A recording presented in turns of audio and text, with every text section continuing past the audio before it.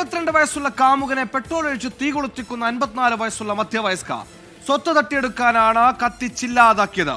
ഒഡീഷയിലെ ഗഞ്ചം ജില്ലയിലാണ് അരും കൊല. റിട്ടയർഡ് റവന്യൂ ഇൻസ്പെക്ടറാണ് 54-കാരിയായ സുദേഷ്ന ജന. കഴിഞ്ഞ 4 വർഷമായി 72-കാരനായ ഹരിഹർ സാഹുവുമായി പ്രണയത്തിലായിരുന്നു. വിധവയായ പ്രതി സുദേഷ്ണയും കൊല്ലപ്പെട്ട ഹരിഹർ സാഹുവും ഒരുമിച്ചാണ് താമസം. ഒരുപാട് ഭൂസ്വത്തുള്ള ആൾ കൂടിയാണ് സാഹു.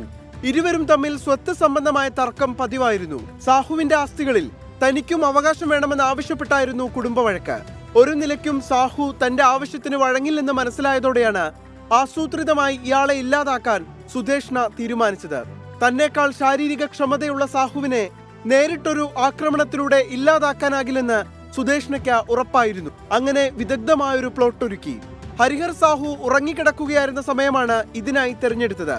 സാഹു ഉറങ്ങിയെന്ന് ഉറപ്പിച്ച ശേഷം മുറിയിലേക്കെത്തി കയ്യിൽ ക്യാനിൽ കരുതിയിരുന്ന മണ്ണെണ്ണ തല മുതൽ കാൽ വരെ പൂർണ്ണമായി ഒഴിച്ചു.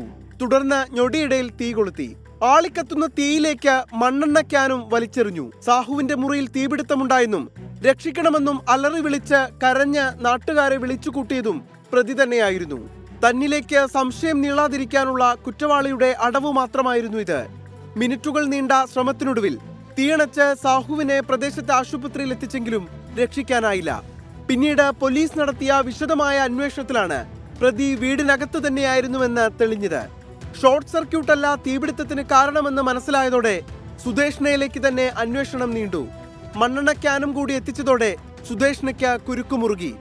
ചോദ്യം ചെയ്യലിൽ കുറ്റം സമ്മതിച്ച സുദേഷ്ണയുടെ അറസ്റ്റ് രേഖപ്പെടുത്തി പോലീസ് റിമാൻഡ് ചെയ്തു. News desk 24.